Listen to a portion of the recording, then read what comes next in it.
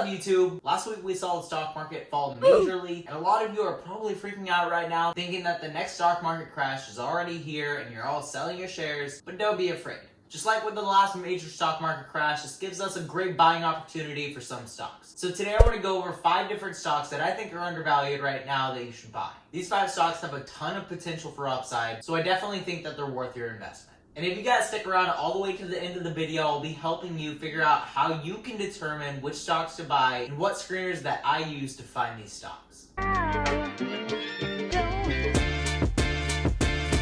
Before we get into today's video though, if you enjoy, make sure to turn the like button blue and subscribe if you haven't already. I post 4 new videos each week about the stock market, so if that's what you're into, that's what I'm here for. With that said, let me get into the 5 different stocks that I think are undervalued right now. First up, Home Depot. Yes, a store that you go to and you know where nothing is. If you've been to Home Depot recently, you'll know that they have been packed. I guess it makes a lot of sense right now because everybody's stuck at home and they're thinking, Now's a really good time to work on that home project. Honey, I want to paint the walls. Let's go to Home Depot. Also keep in mind that summer months are the most popular time for moving, and May, June, July, and August all make up 40% of the total moves in a single year. Now I don't know who's moving in July and August because it's hot as hell, but the numbers don't lie.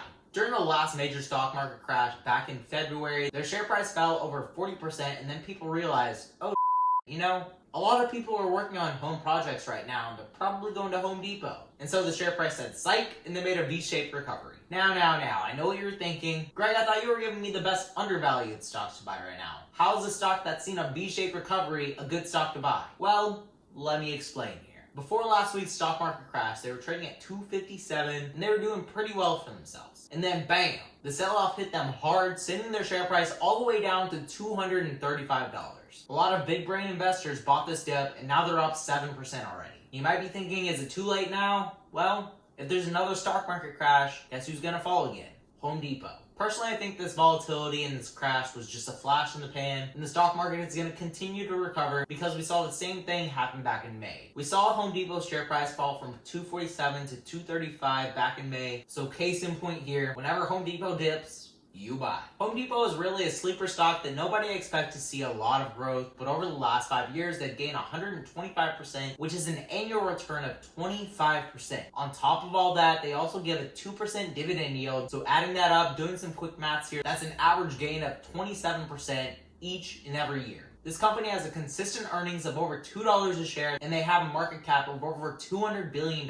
Who would have thought that a hardware store would have been a mega cap company? Insane. And now maybe you're thinking, Greg, a retail company, really? That's pretty boring, man. Well, this next stock is a little bit more exciting, and they make money off of the retail stores. If it's not obvious who I'm talking about, it's gonna be Visa. The issue with Visa right now is not a lot of people are spending money. A lot of people are saving their cash, and consumer spending is down over 13%. Despite the lack of consumer spending, they're still doing pretty well for their earnings per share, just over $1, as they have been consistently doing for about 2 years now. And I'm really surprised to see that the share price didn't go up more because of this. Checking out Visa's 5-year chart over on Robinhood, they're up over 180%, which is an average return of 36%. They only have a dividend yield of 0.6%, which isn't a lot, but I'm more of a growth company kind of guy. They didn't see too crazy of a sell-off back in March, but rather just an average 30% pop, lock, and drop, and then they bounce right back. They haven't quite seen the glorious V-shaped recovery yet, and that means that it's time to buy, because this company is bound to go up.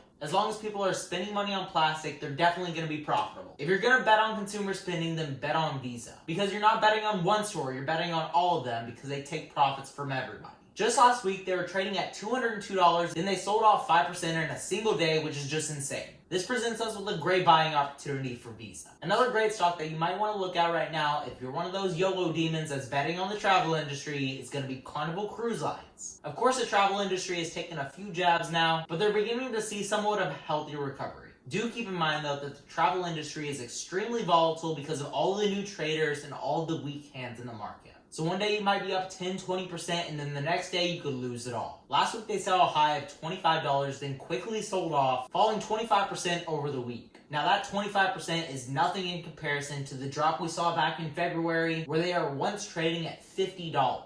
This means that their stock is still down over 60%, which is just insane. A lot of these tech stocks have already hit all-time highs, but the travel industry is really hurting right now. I'm not saying that the travel industry is the best place to put your money, but if you're willing to risk it, you could make a lot of returns. Just don't put your entire life savings into Carnival Cruise Lines because ultimately you could lose it all. That being said though, they have seen a pretty healthy recovery and I think that their share price could come to about $30. So if you're looking for that 50% gain, this is the stock. Not to mention, if you hold this for the long term and they still continue to go down, you're still being paid a 10% dividend yield. But as I said, the travel industry is extremely risky, so a lot of people are just avoiding it right now. But a pretty safe place to put your money right now is food. No, I'm not talking about McDonald's, I'm talking about the king of grocery stores, Costco. Yes, the one that sells 50-pound bags of rice. I'm not sure who exactly needs 50 pounds of rice, but people are still buying them.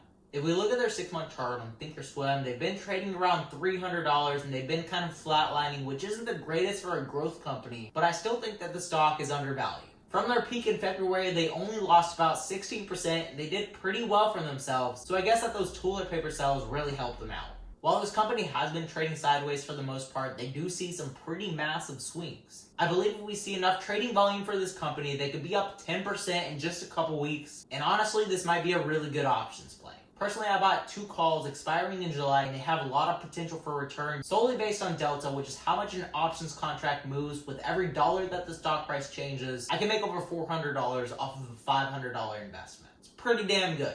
Of course, you also have to take into account time decay and volatility, but I think this is a really good play. With the huge swings that they've been seeing, I can make a lot of profit just on this option. Now, lastly, the final stock that I want to talk about is kind of hidden gem. I haven't heard anybody talking about this on YouTube, but it has some really good fundamentals and it's seen a ton of growth. Kirkland Lake Gold is a gold mining company and boy are they freaking profitable. Looking at their earnings over the last 2 years, they have increased their earnings per share each and every quarter, which is a really great sign to see. This company was first listed on the stock exchange 4 years ago, and they've almost seen a 600% gain, which is just crazy. Before the big stock market crash, they were trading at $44.63, then their share price fell almost 50%, and now they've started to recover. This company is still down 10% from their January highs, and I think that they'll be making new all-time highs very soon. Their fundamentals and their share price right now really add up to being one of the best undervalued companies that you can invest in right now. For all of you guys that stuck here to the end, here's the 2 ways that I find undervalued stocks. First off is going to be FinViz. On FinViz, you can categorize stocks by medium, large,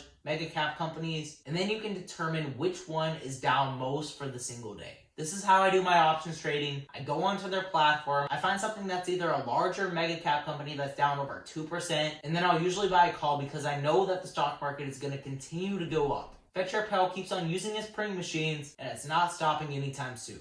And the second tool that I use is going to be Yahoo Finance, where you can find undervalued stocks. They have a specific screener for this. You can sort by volume, you can sort by market cap, you can search by pretty much anything. And this is going to give you the best undervalued stocks to buy right now. So thanks for sticking around to the end. If you want to keep up with what investments that I'm making on a day-to-day basis, I post all of my trades over on Discord. I have 50 other investors in there right now, so you can chat it up with everybody, get an idea for the markets, and we can all be profitable. So with that all said, guys, remember to stay positive, stay green. I'll catch you in the next one. Bye, guys.